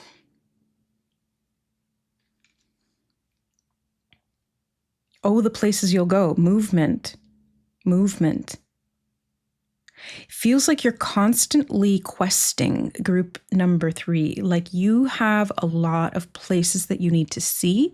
You have a lot of things that you need to do. They're showing me examples of in video games, like a lot of side quests. And that's not necessarily, they're saying the word compartmentalized. It's not necessarily connected directly to the main quest, i.e. your destiny, but it is congruent the way that they're showing it to me. It is connected, like indirectly connected. And so perhaps these side quests are relevant to you because you're building up your skills, or you're acquiring additional resources or networks of people or things that will help you to, they're saying new denominations that will, they're showing me dominoes cresting or cascading, following a pattern, they're saying. 1, 2, 3, 4, 5, 6. It's like sequential. Something about sequoia trees as well. And they're showing me the rings inside the tree, something about an eclipse and a cycle. Now they're showing me a bicycle. Oh my God, it's happening so fast. You guys move very fast. They're saying making ends meet again, and they're showing me this motion, like my 2 fingers coming together like this, and like a spark. Something about a spark of injustice. They're showing me Rosa Parks refusing to move to the back of the bus. And something about parking your keister. Remaining still is not stagnancy if you are meditating upon a hill. And they're showing me the hill is in the mind. It's a telepathic hill. There it is. Yeah, the High Priestess. It's a telepathic hill. You guys are meant to see beyond the veil. These are some of the side quests that you're being led on. Lead on the hill. Lead. Lead turns to gold. Alchemy. Alchemy. Behold. Behold. The way is made clear. Fear. They said without fear. And they're showing me a new tier, and they're saying again without resistance, and they're showing me these tiers that kind of go up like this. It's kind of reminding me of the game Cubert, where there was all these like little cubes and he would just hop around on them. A new tier. Ooh, 7 of Swords, and the cat is spraying on the wall. I'm hearing the word demolition. Demolishing something. With the Wheel of Fortune here, it can represent vehicles. It's reminding me of demolition derbies, you know, where they take a bunch of old cars and you drive at each other and just smash it all up, and whoever's left standing at the end wins. And now they're showing me playing the egg game. I don't know if you guys have ever played this. We used to play it at Easter. I'm also hearing the word Halloween. There's something about triple seasons, they're saying, and they're showing me Christmas as well. But we're starting out with Easter here and the eggs, and there's something about movement between these dimensions of time. But the egg game was where you would use hard-boiled eggs and crack them against each other. And if the crown of the egg shattered, or the base of the egg shattered on the opposing one, then the one that shattered lost and was out. You had 2 chances because you had to break both poles, something about that, the top and bottom. But the one that was left standing at the end that was unbroken or had one remaining pole left was the winner. Interesting. Okay. The electrical poles, they're showing me electricity again and electrical currents, the outlet on the wall. Something about shock and resistance. Okay, hold on. I forgot that resistance, they're showing me resistance pulling on the wires in the movement. Something about resistance in the wheel. And you have to get, they're saying momentum, to get inertia to take place or momentum, you have to exert effort or force. And that is then applied into the energy that creates motion. They're saying subject matter, but they want me to look up resistance. They're saying the word polarity. Resistance in terms of, look what comes up. Okay, resistance in terms of electrical propagation along a neuron. That's one of the recommended things. But I'm going to look up resistance in terms of electricity. What is that about? Something about a decision I just heard. Electrical resistance is how much a material or device slows down or blocks the flow of electrical current, measured in ohms, which is the omega symbol, which is the letter Z in the Greek alphabet. It acts like friction for moving electrons. Higher resistance lets less electricity pass through, while lower resistance lets it flow easily. Interesting, because the reference that it's quoted from there is something called fluke plus 4. Interesting. There's something about 7 years ago, Abraham, they're saying. Abraham Lincoln. But it's reminding me of Abraham Hicks. Something about the Higgs field I just heard, Higgs field. They're saying the word neutrality, and they're showing me a negative sign, like... they're saying neutron. Are neutrons negative? Oh my God, we're getting so technical in this group. I mean, all of them have been very, almost like scientific, but are neutrons negatively charged? No, neutrons are not negative. They have a neutral electrical, that's what they just said. They showed me neutral electrical charge, meaning they carry no net positive or negative charge. Protons have a positive charge. Electrons, yes, that's why they said electricity. Electrons have a negative charge. Neutrons have net charge of 0. Okay. They're showing me this in terms of resistance to creating movement. It's like channeling the flow of electricity or energy to be able to power or charge the movement. This is what they're showing me. Wow. They're repeating net 0 and something about a net. Okay, you have strength. They said getting beyond the field, and they're showing me a barrier. They're saying Higgs barrier. What is a Higgs barrier? Let me see. Is that a thing? I don't know. The Higgs barrier, or energy barrier of the Higgs potential, refers to a theoretical threshold in particle physics. Calculation, they're saying there is no limit. They're saying something about the sky. The sky was the limit.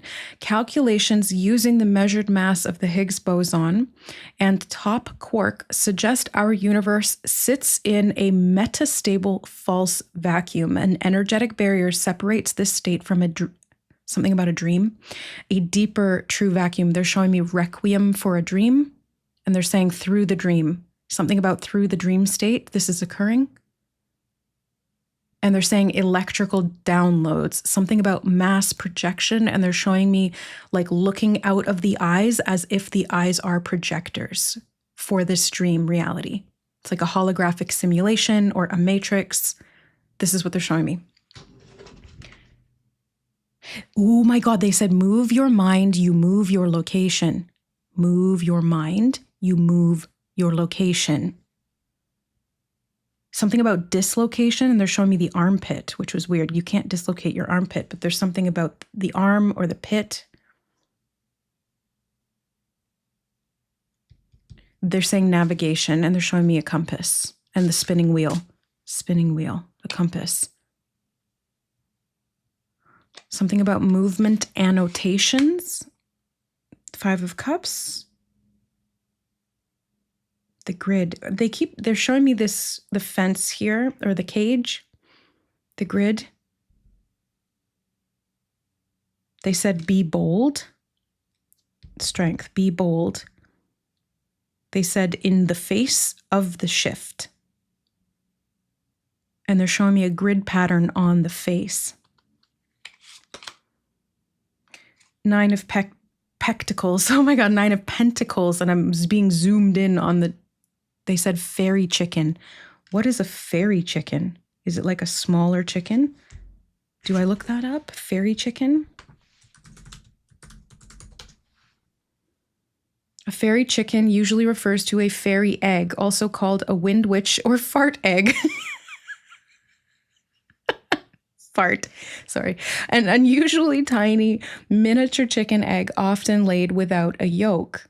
It happens when a hen's reproductive system has a minor hiccup and starts forming a shell around a bit of tissue or a small amount of albumin instead of a released yolk.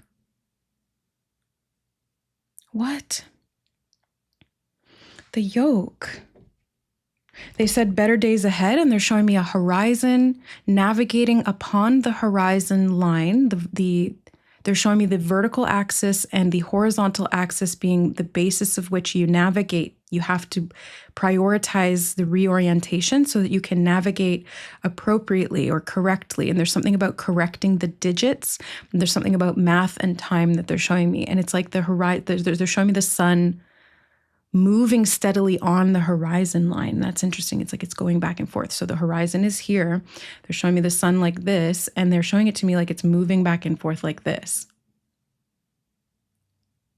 And something about missing the target. Yeah, because it sort of turned into almost like, those duck hunt games that you play at the fair where you have to shoot the little rubber duckies or whatever that move back and forth. Something about chickens play, they're saying. Something about, and roosters crow at the crack of dawn. And something about a cracking egg, and they're showing me movement again. Evolution, something about evolution. Moving the wheel. The evolutionary wheel. The wheel of time. Knight of Cups. They're showing me this cat rubbing up against the couch and static electricity starting to build. So like if you rub on carpet or something or a balloon on your head, it builds up that static electricity. They're showing me like this shock value or shock status. I don't know why they said status, but shock status. Maybe this is emotionally disruptive. I'm not sure. Or it stimulates the emotions. I heard worked up in the field. And they're showing me building again to that top tier. It's like building a tower. And they said correcting the direction. Something about decision points or decision making.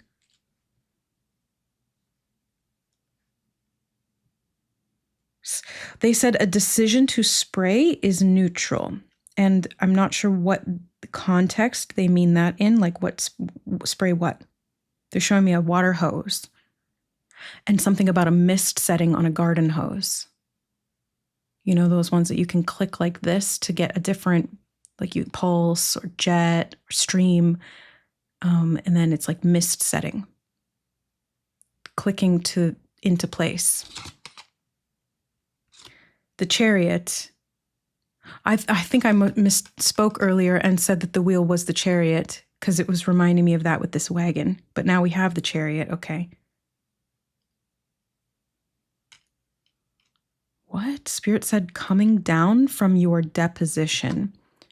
Ace of Pentacles. And then they said catching the worm on the hook. And they're showing me an apple and a worm and a fish hook. 3 of Swords. Climbing up the lattice. Something about the 80s, because Qbert was a reference, and they're showing me, again, moving up so something about the 80s and moving up and like moving through time. Because, that reference to Qbert is a game from the 80s, and then climbing up the lattices reminds me of how a lot of movies in the 80s had scenes where people would climb up the lattices to get to the bedroom or to knock on someone's window or to escape something. Okay. Three of Pentacles. They said settled in and network status. All right. And then you've got the Eight of Pentacles on the bottom. There's another instance of catching the mouse or the rat by its tail. Oops. The tail can sometimes apply to what is behind you or what is in the past. And they keep showing me this elevation, like one step up, one step up, one step up, the tiers, different tiers. Oh yeah, Three of Swords can also refer to tears as in like crying, grief. They said release the shame metrics. Release the shame metrics. But they're bringing me back to something about the deposition, and they're saying borrowed deposition. What is that? I'm just going to look up borrowed deposition meaning and see if anything comes up. Okay, it says a deposition is a witness's formal out-of-court testimony taken under oath before a trial. The phrase borrowed deposition is not a standard legal term. It most likely refers to a deposition borrowed from another case or terminology or concepts adopted from trial practice into the deposition process. What is a deposition? Pre-trial discovery. Lawyers use it to gather facts. They're showing me gathering momentum. Question witnesses and see what a witness might say before going to court. Under oath, the witness, called the deponent, swears to tell the truth just like in a courtroom. Recorded verbatim. A court reporter writes down or records every word to make the official transcript. This feels like having to course correct. And they're saying annotations, and they've said that before in other readings, and I never looked it up before directly, but I'm going to look it up now. An annotation is a short note, explanation, comment. They're saying expletive, and they're showing me an exclamation mark. Explanation, comment, or piece of metadata added to a text, image, dataset, or programming code to provide extra context, clarification, or analysis. It's like writing notes in the margins.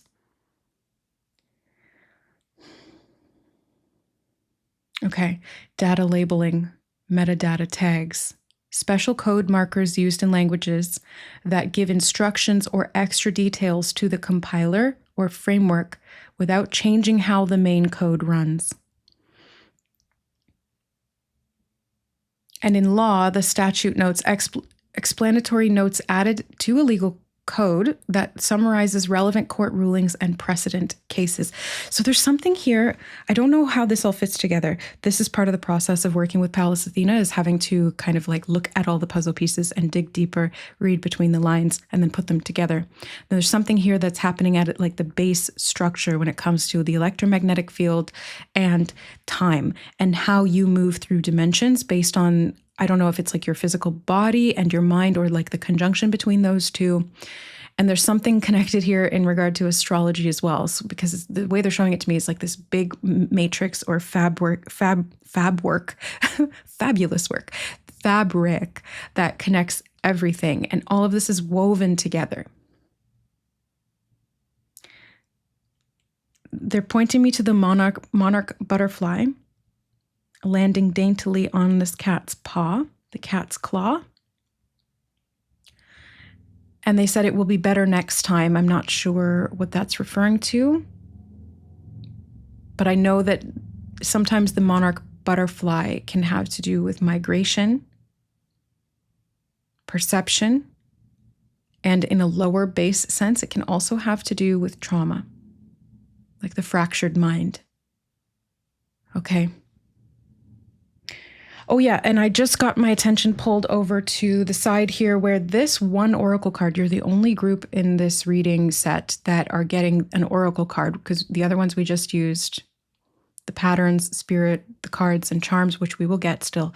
But this one came out with this deck, so when I picked up the deck from within the baskets that I have on my bookshelf behind me, I grabbed it and this one came with. So it says, courage, I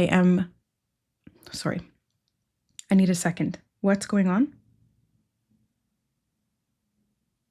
They said bigger building efforts, and they're showing me metadata And they're showing me something about solids, plutonic solids, or metadata, plutonic solids. I'm not sure what they're talking about there.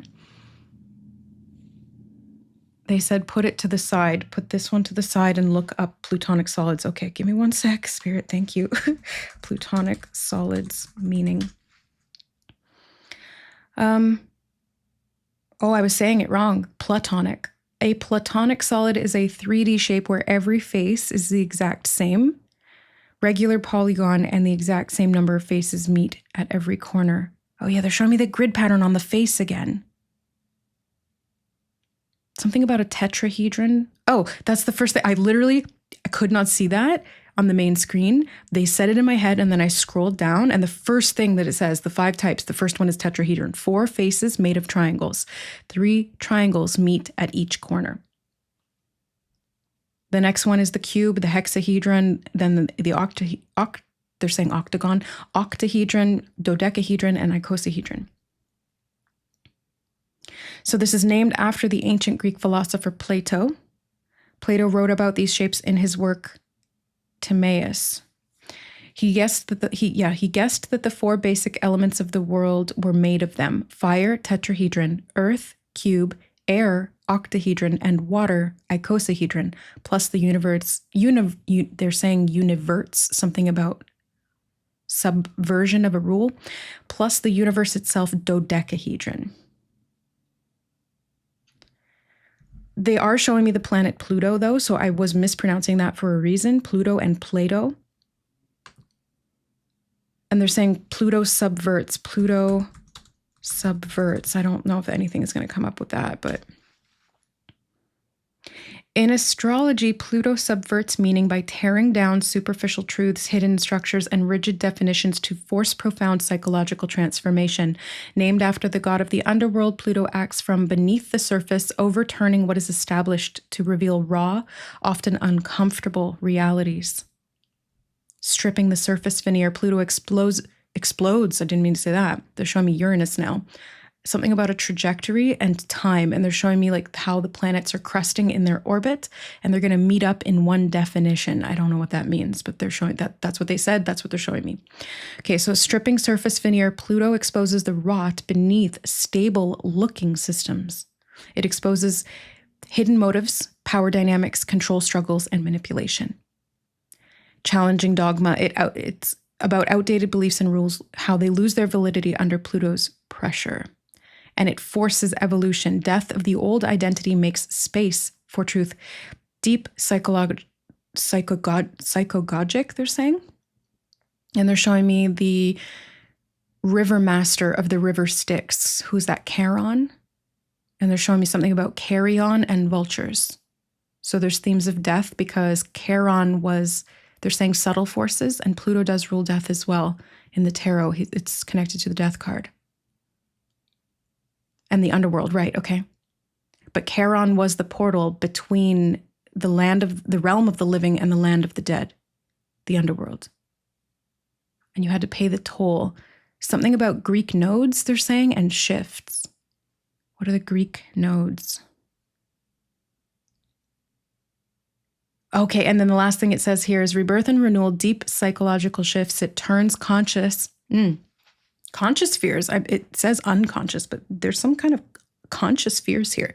It turns unconscious spheres into conscious strength. And they're showing me the context for conscious spheres as a slip, as in seeing through this projectile lens or project. They're saying something about Project Firestone or Fearsome. I couldn't hear what they said. Firestone or Fearsome.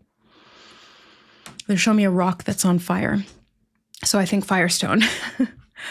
Project Firestone. What is that? It's reminding me of the Philosopher's Stone. Oh, it's an actual thing. Project Firestone most prominently refers to the Firestone Project, a public art and urban activation initiative, something about initiation, in Seattle's Ballard neighborhood. Mallard.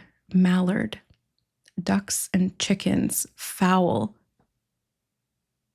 game hens, something about a fowl game and a playpen. And they're showing me again like nets subverting the power of the population.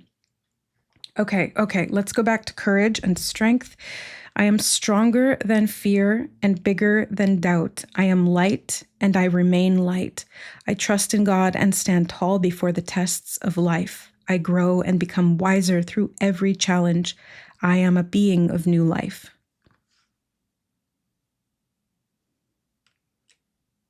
They said new wife, new life, but they're not showing it to me as in like a literal bride or a literal wife. They're showing it to me something about a literary device.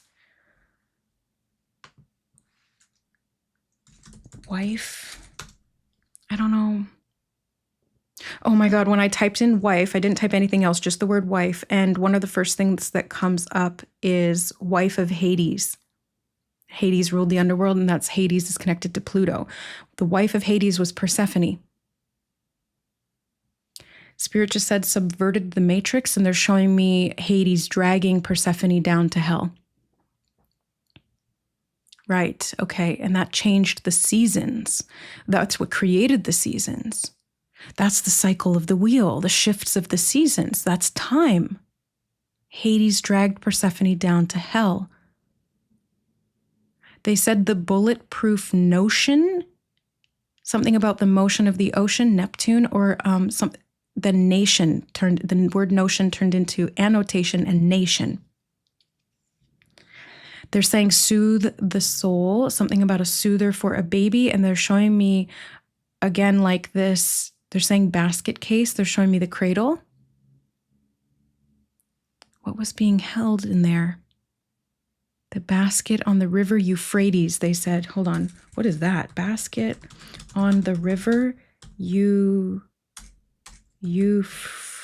Okay, thank you for Phil, because I don't know how to spell that. Type it. The phrase basket on the river Euphrates refers to the legendary birth narrative of Sargon of Akkad, Sargon the Great, an ancient Mesopotamian myth from around 2300 BCE. I have literally never heard of this. According to the account, his high priestess mother, didn't you have the high priestess? Yes, you did. And the wife becomes the mother. Okay, something about muddled sage. Okay. They're showing me muddling in a mortar and pestle, the plant sage. A planted sage. According to the account, his high priestess mother placed him in a reed basket sealed with pitch and set him adrift on the Euphrates River. It reminds me of the story of Moses. Didn't that happen to Moses as well? Where he was rescued and raised by a water drawer named Aki. I feel like I need to investigate this a little further. Sargon's mother was a high priestess who could not openly reveal her pregnancy or keep the baby. She sealed the infamous, infamous. They're showing me the soother again, something about a rock and roll, rock and control, and the rocking of the cradle. What? A royal drawer of water rescued the child. A royal drawer of water rescued the child from the river when he dipped his bucket. Aki raised Sargon as his own son, leading to Sargon's eventual rise as the founder of the Akkadian Empire. Oh, it does say Moses parallel, the Moses parallel. This Mesopotamian account bears a striking resemblance to the biblical story of baby Moses set afloat on the Nile River in an ark of bulrushes. I've been getting so many synchronicities to the Nile and Noah's Ark, so that's very interesting as well. And then the hero archetype. Scholars note that the infant in a basket motif is a common ancient Near Eastern literary trope symbolizing humble origins, followed by divine favor and greatness. And they're showing me strength, courage. Bolster your reserves. Keep going. Meeting up in time. And something about that electrical reference. They're saying the word referrals as well. And something about ruffles on a skirt. They said, don't skirt the issue, address it directly. And then they're showing me putting an address on an envelope and being very clear with your printing. making sure you write the letters correctly so that they're easily definable, readable, legible. And it's like this letter gets passed through time. I think one of the other groups had a reference to letters as well, or delivering messages. They keep saying Euphrates River. Is there something else that you want me? They said polar regions. Euphrates. Where is the Euphrates River? They're showing me like where it starts and where it ends. The Euphrates River starts in the mountains of eastern Turkey, where the Karasu and Murat rivers join. It flows south through Syria and Iraq and joins the Tigris River in southern Iraq to form the Shat al-Arab and ends at the Persian Gulf. Something about Persian lions and tigers. Lions and tigers and bears. Oh my, have courage, the cowardly lion. Oh my God.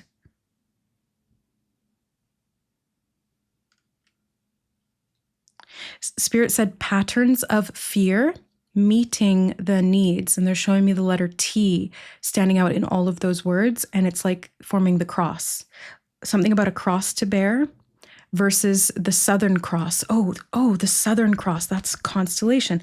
What is the Southern Cross constellation? The Southern Cross, or Crux, is the smallest of all 88 modern constellations. Leo 88 Lionsgate, thank you.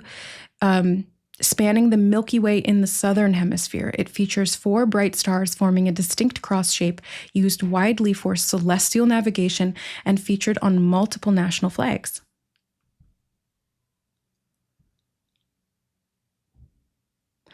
Key facts and stars. It's the smallest official constellation. They're showing me a reference to David and Goliath, like feeling like you're small or feeling like you're a kitten, but you're actually a lion or a tiger in the mirror. Okay, confidence. Confidence is king, they said. Confidence is king, and something about the golden throne and a coronation, corona around the sun, the Leo solar eclipse that we just passed over. Something about Passover and ancient Egypt as well. Okay. A crux, a crucis, brightest star at the base, mimosa, B crucis, beta crucis, blue-white variable star, Gacrux, E crucis, distinct red giant at the top, and Delta crucis. Sigma, I'm not sure what that Greek letter is. Crucis forms the right arm of the cross. So there's something about astrology, Greek letters, the Higgs field, and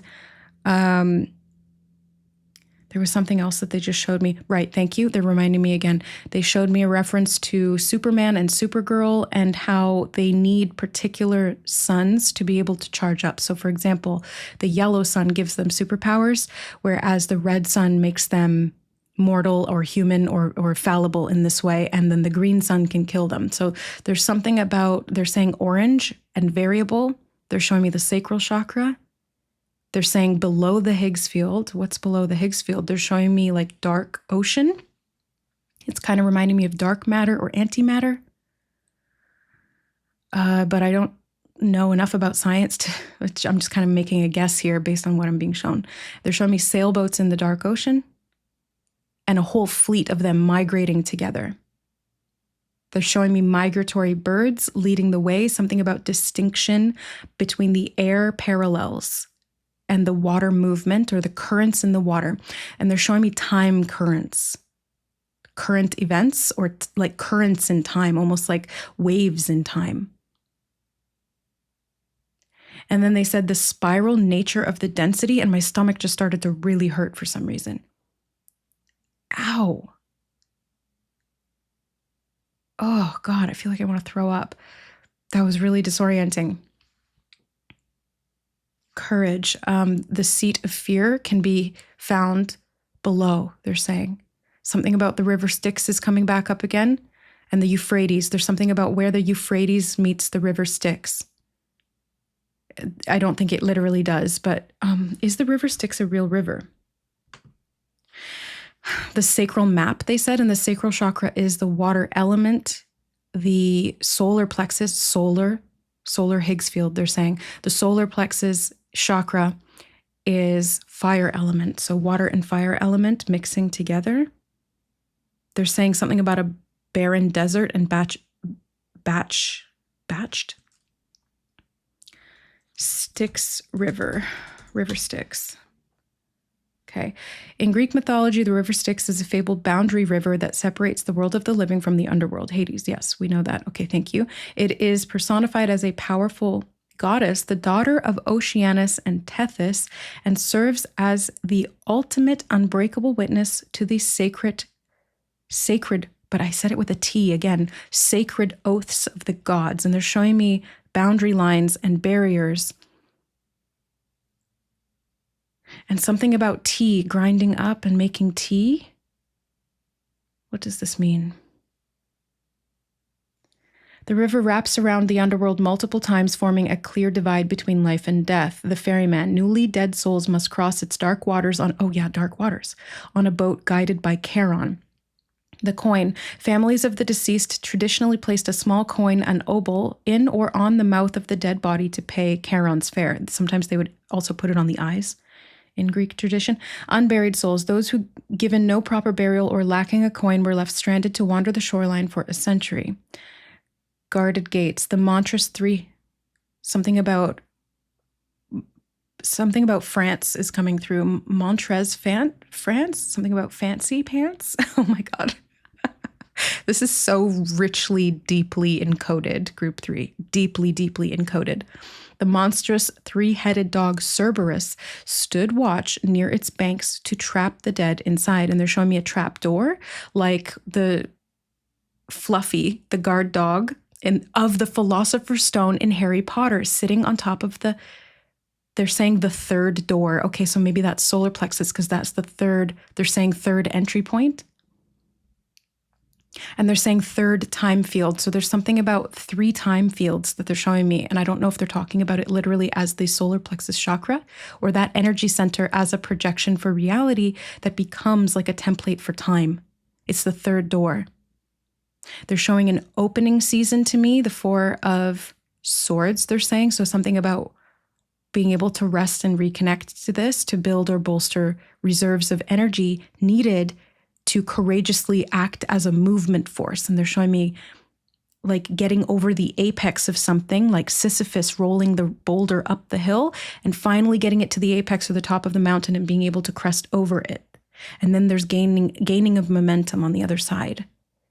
Something about yin and yang is coming through, and they said courage to persevere. Something about Perseus and Pegasus is also coming through. And then we're going to get some charms. There's like, it's just really intense in this group. Okay, you have the cherries. Bound together at the root.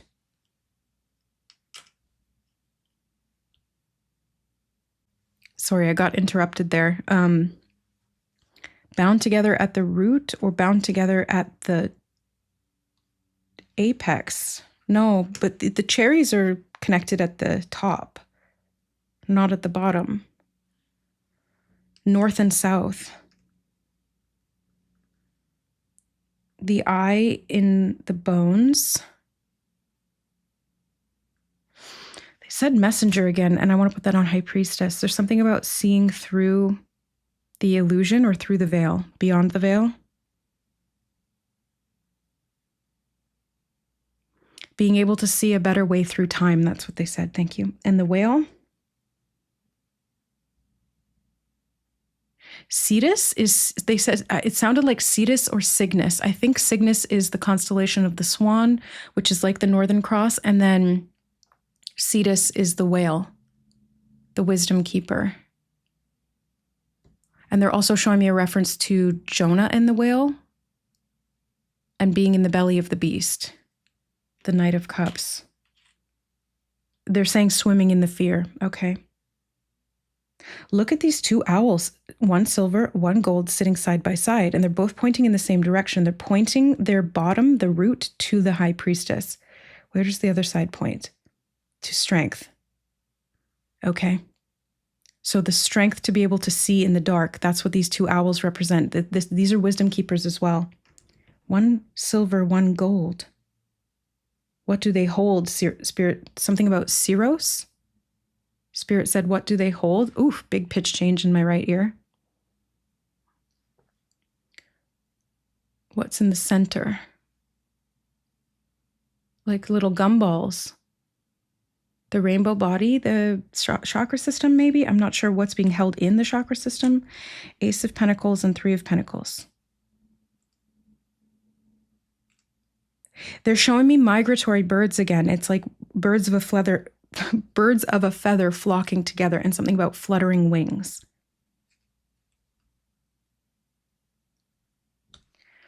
The 2 of Swords here with the shirt with the heart on it. Something about the higher heart chakra, allowing you to make better decisions and to navigate more clearly. They're showing me navigating by stars like wayfarers. And I'm hearing way showers as well. Oof, okay. 8 of Pentacles, the rose landed in reverse on the 8 of Pentacles. They're showing me something about a downward spiral and the way that the rose, the pattern of the rose, like the fractal of the rose. Somehow this is connected to the Earth's grid matrix. They're saying grid matrix. Like rose lines. And they're saying rose potential, and they're showing me an upward spiral, and they're giving me the word rose as in like to arise. You rose above it. Thank you. Rise. You rose above it. And then you have the pumpkin. What is the color of the pumpkin? The orange. I mean, it's gold in this one. So gold can talk about the sacral. Blah, blah. Gold can be solar plexus. Orange is sacral. Pumpkins always remind me of the sacral. But I'm also getting a reference to, wait, they just said a golden night, and they want me to look that up. Something to do with having the courage to wait for a golden night, not like in a romantic sense, a golden night. I don't know if they mean it as K-N-I-G-H-T or night as in nighttime.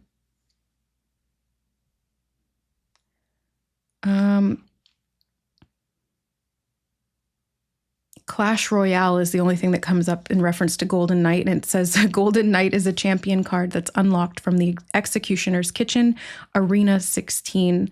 It spawns a single target, ground targeting melee and ground.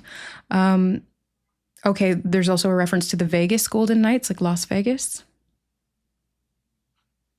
Something about Golden Nevada. I did just hear that. Okay, the Nevada desert they're showing me. And something about 40 days and 40 nights in the desert. Right, having the perseverance or persistence to wait or to keep moving through some kind of hardship. Paradise, Nevada is also coming up, moving towards paradise through the desert. But I'm going to look up Golden Night as in nighttime as well and see if anything arises. Golden Night or Golden Nights most commonly refers to the electronic dance song Golden Nights by Sophie and the Giants. Did I not say reference to David and Goliath, like David and the Giant? And Sophie means wisdom. Sophia. It's wisdom in Greek. Okay, Benny Benassi, DRD, and Astrality.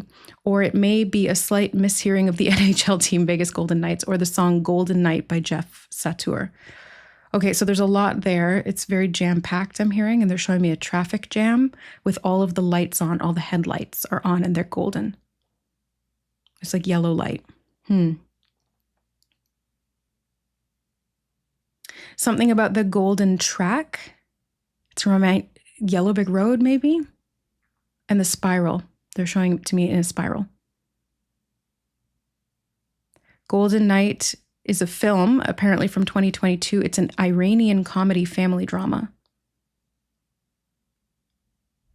Okay. Where was the Euphrates again? Something about Iraq or Iran? I can't remember. Golden Night. Nuit d'Or. Dynakt aus Gold, German. There's all these different languages. They're just showing it to me in different languages now. Something about translations, the translation of gold. And again, I'm being brought back to the Philosopher's Stone. Lead, they're saying simple players, and they're showing me the Vegas night players on the ice. Something frozen in time. The ice, or being iced out. Something about the Ice Age, because they're showing me mammoths now. Ice Age. And something about literature. My God, what is going on here? Fairy tales. The golden pumpkin was also reminding me of the fairy godmother in Cinderella, when she uses her wand to create a carriage, right? The chariot and the wheel. She uses her magic wand, magical abilities, and I'm hearing to summon a creator. They're showing me something about Babylonian myths, Mesopotamian myths. Didn't we have that with... They're showing me Enki and Enlil. And they're saying Yucatan Peninsula. They're showing me a four-pointed... I want to say cross, but they're showing me... They said four-pointed star. I don't even know if there is a four-pointed star. Oh, maybe it's like a depiction of the North Star? Like Cetus again, but...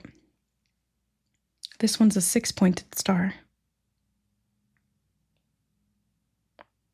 They said this one's going to take a while to figure out, and they're showing me a really long math equation with all of these different figures, and it's written in ancient Greek, and then it's been translated into Roman, and then it was translated into, they're saying ancient Germanic, I don't know what that is, and then it was translated into like French, and then Spanish, and then English.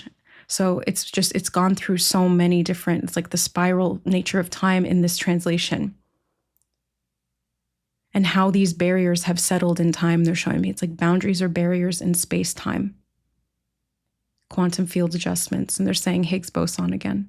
Let me just really quickly finish off by looking up the Higgs boson, just so that I have a very clear definition of what it is. Higgs boson explained.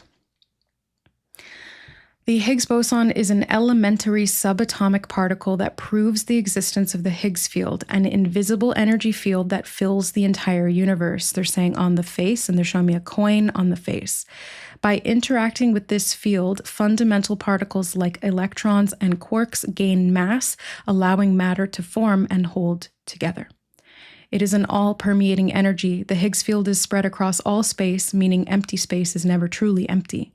The origin of mass. Particles do not have mass on their own. They get mass by dragging through or interacting with the Higgs field. Something about a hag, an old hag, and a witch in the forest. It's reminding me of Baba Yaga or Hansel and Gretel. Follow the breadcrumbs. Different weights. Particles that interact strongly with the field, like top quarks, become heavy. Particles that barely interact with electrons are light, and massless particles like photons pass straight through. They're showing me you are the photon, pass straight through, and they're showing me the mental fortitude, mental strength to be able to move through time because thought is light. Photon. And they're saying passing the barriers. Oh my God. Okay. The chickens dance. They're saying the chickens dance. What's the chicken dance? Oh, the chicken dance. What is that? The chicken dance. Okay, this is the last thing I'm going to look up. The chicken dance. Origin. Something about the origin of the chicken. Chicken or the egg. The chicken dance originated in Davos. Yeah, David and Goliath again. Switzerland during the 1950s. Swiss accordionist Werner Thomas wrote the tune, originally called Der Ententaz, the duck dance. Oh my God, chickens and ducks. What? What? And created movements mimicking a duck or skiers on a slope. It became the chicken dance, and they're showing me skiing down the other side of Sisyphus's mountain with that boulder, with the rock, and they're saying Rock of Destiny. Rolling rocks to save rock and roll.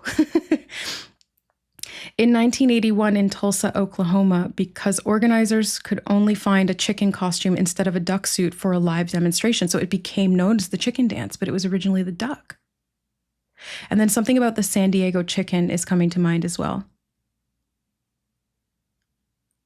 costume switch, a mascot, a chicken suit, and something about a suitor. And they're showing me rooster and hen, or chicken, hen, the hen house. Did a fox get into the hen house? Where are the eggs? And they said, what's the parable? And they're showing me different, they're saying numerology all of a sudden, but they're showing me different examples of like fables, Aesop's fables.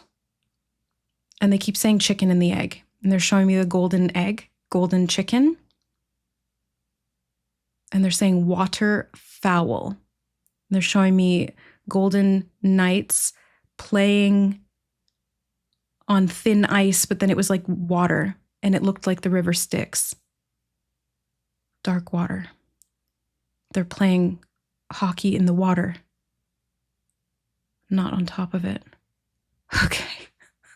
I have no idea what to make of this group. I feel like this one was the most cryptic of all of them. Like I could kind of interpret the other ones along the way, but this one, it all connected. But does it necessarily make sense? No, I don't even think that matters. Matter. Photons matter. And they're saying motor nation and something about an arena again. An arena is where you would play hockey. An arena is where you would see, they're saying demolition. It's where you would see a demolition derby. An arena is what they were showing me as well. It's like gladiators in Rome or the Colosseum or something that's built to contain some kind of competition or conflict. And they were showing me like babies earlier, but this is where I got kind of pulled off track, was they were showing me kind of like a crib, but you know, the bigger cribs that are made like a playpen, and putting babies in there with soothers in their mouth. And it's like Clash of the Titans or something, but it's babies. Babies playing with matter they don't understand is what Spirit just said. Children of the sky. And they're showing me Enki and Enlil again, and they're saying Mesopotamia. Something about the rise and fall of consciousness connected to.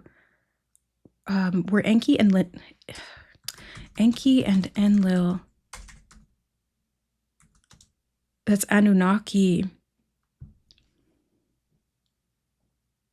Yes, it literally says Enki and Enlil are two of the most powerful and important gods in ancient Mesopotamia, Sumerian, Akkadian, and Babylonian mythology.